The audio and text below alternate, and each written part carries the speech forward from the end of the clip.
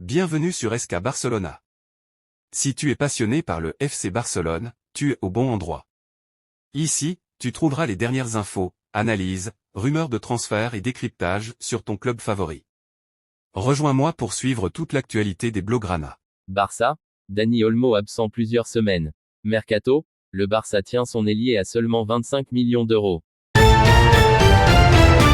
Coup dur pour le Barça, Dani Olmo out, la colère monte en Catalogne. La soirée avait tout d'un match tranquille pour le FC Barcelone, qui s'est largement imposé face à Osasuna, 3-0. Pourtant, une ombre est venue assombrir cette victoire, la blessure de Dani Olmo. Sorti prématurément après s'être écroulé sur la pelouse, l'attaquant blaugrana a immédiatement suscité l'inquiétude. Et ce vendredi, le verdict est tombé, le Barça devra se passer de lui pour plusieurs semaines. Dans un contexte déjà explosif, cette blessure n'arrange rien. Le club catalan est furieux. Non seulement il perd un élément clé de son effectif, mais il pointe aussi du doigt le calendrier infernal imposé par la Liga. Ce match en retard, disputé dans des délais bien trop courts après la trêve internationale, a mis les organismes à rude épreuve. Et pour Olmo, le prix à payer est lourd. Une absence qui tombe au pire moment. Le communiqué du FC Barcelone est sans appel. Plus grand que, les examens réalisés sur Dani Olmo ont confirmé la blessure au myofacial de l'adducteur de la jambe droite. La durée de son absence sera d'environ 3 semaines. 3 semaines, c'est une éternité dans une saison où chaque point compte. L'absence d'Olmo va obliger Xavi à revoir ses plans, alors que l'équipe entre dans une période cruciale, avec des matchs décisifs en Liga et en Ligue des Champions. Déjà privé de plusieurs joueurs à cause des blessures, le Barça se retrouve encore un peu plus affaibli.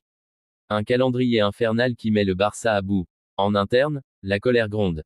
Les dirigeants blaugrana dénoncent une programmation absurde, qui expose les joueurs à des risques inutiles. Après une trêve internationale épuisante, le Barça n'a eu que quelques jours pour préparer ce match.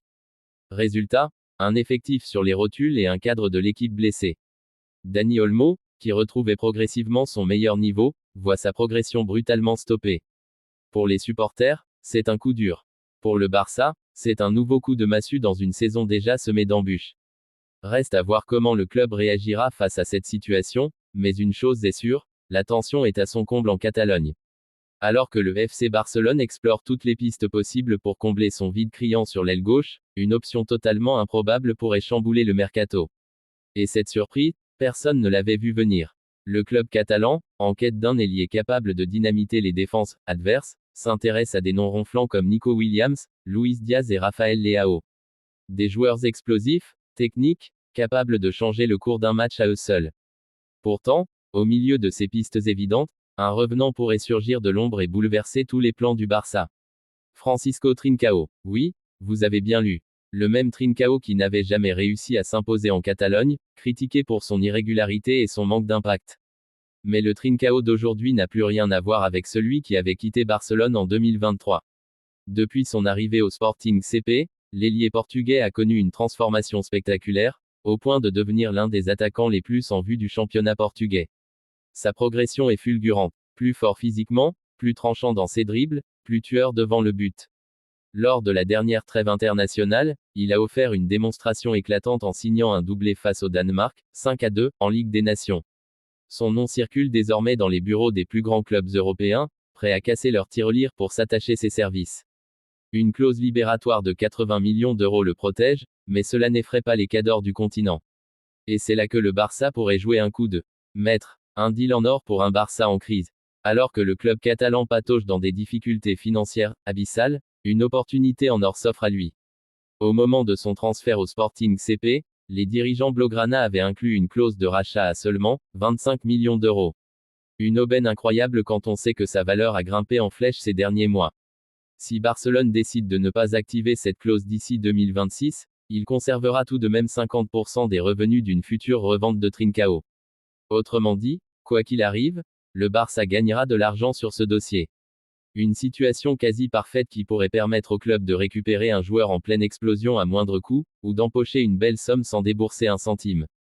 Reste à savoir si Joan Laporta et son équipe auront le cran de faire revenir un joueur qui, jadis, avait été un échec retentissant en Catalogne. Oseront-ils lui redonner sa chance, au risque de se tromper une nouvelle fois? Ou préféreront-ils le laisser filer, au risque de regretter amèrement leur décision en le voyant briller sous d'autres couleurs? Une chose est sûre, le feuilleton Trincao ne fait que commencer. FC Barcelone, Osasuna, un match qui tourne à la polémique, colère et tension au sommet. Le FC Barcelone a remporté son match en retard face à Osasuna sur un score sans appel de 3-0. Une victoire qui aurait dû être une simple formalité. Mais au lieu de cela, ce match est devenu un véritable sujet de discorde, déclenchant une tempête médiatique et des tensions entre clubs et institutions. Un report controversé qui ne passe pas. Initialement prévu pour le 8 mars, ce match avait été reporté à la suite du décès tragique de Carles Miñaro Garcia, médecin du club catalan. Une décision justifiée sur le plan humain, mais qui a ensuite entraîné un casse-tête logistique majeur. La Liga devait trouver une nouvelle date, et c'est le 27 mars qui a été choisi. Une décision qui a mis le Barça en colère, car elle tombait juste après la trêve internationale, laissant à peine le temps aux joueurs revenant de leur sélection de se reposer. Des cadres comme Rafinha, Brésil, et Ronald Araujo, Uruguay, étaient directement concernés, augmentant ainsi le risque de fatigue et de blessure. Malgré les protestations du club, la Liga est restée inflexible, forçant les Blaugrana à jouer dans ces conditions précaires. Une victoire ternie par la blessure de Dani Olmo. Sur le terrain, le FC Barcelone a fait le travail, s'imposant largement, 3-0. Mais le prix à payer a été lourd, Dani Olmo, touché en cours de match, a dû quitter la pelouse sur blessure. Le diagnostic officiel, communiqué par le club ce vendredi, a confirmé une lésion myofaciale de l'adducteur de la jambe droite. Verdict, 3 semaines d'absence, un coup dur pour l'attaquant, qui revenait en forme et aurait pu être décisif dans les prochaines échéances. Un calendrier qui pousse les joueurs à bout. Après le coup de sifflet final, la frustration était palpable côté barcelonais. Jules Koundé n'a pas mâché ses mots. Plus grand que, ce n'est pas normal. On en a parlé à plusieurs reprises, du calendrier, du fait de jouer trop de matchs. Je sais que certaines personnes ont du mal à comprendre. On a de la chance de faire ce qu'on fait, c'est vrai. Mais c'est aussi un manque de respect envers le club de reporter ce match à cette date. Il a également insisté sur l'impact que ce calendrier a sur tous les clubs, et pas seulement sur le Barça. Plus grand que, peu importe le club, Osasuna comptait aussi des internationaux comme Budimir, que j'ai affronté et qui n'a pas eu le repos nécessaire, et beaucoup d'autres coéquipiers. Ce n'est pas seulement un manque de respect envers les clubs, mais aussi envers les joueurs.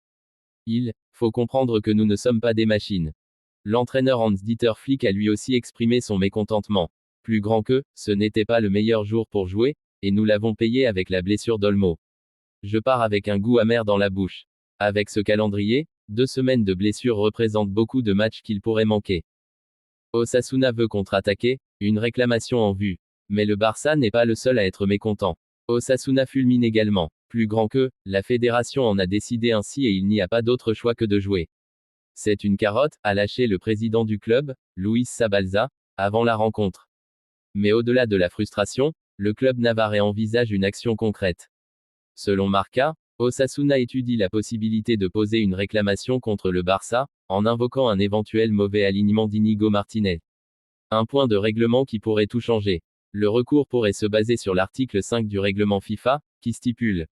Plus grand que, si un joueur ne participe pas ou se retire de l'équipe nationale en raison d'une blessure, il ne peut pas jouer avec son club pendant les 5 jours qui suivent le dernier match de la fenêtre internationale, à moins que la fédération nationale ne libère expressément le joueur. Inigo Martinez, forfait avec l'Espagne durant la trêve, a vu la Rora jouer contre les Pays-Bas dimanche dernier, soit 4 jours avant la rencontre contre Osasuna. En théorie, cela pourrait signifier qu'il n'était pas autorisé à jouer ce match. Cependant, selon El Chiringuito, ce recours a peu de chances d'aboutir. Le Barça est serein, car l'Espagne aurait libéré Martinez il y a plus de 11 jours, annulant ainsi toute infraction potentielle. Un feuilleton qui ne fait que commencer.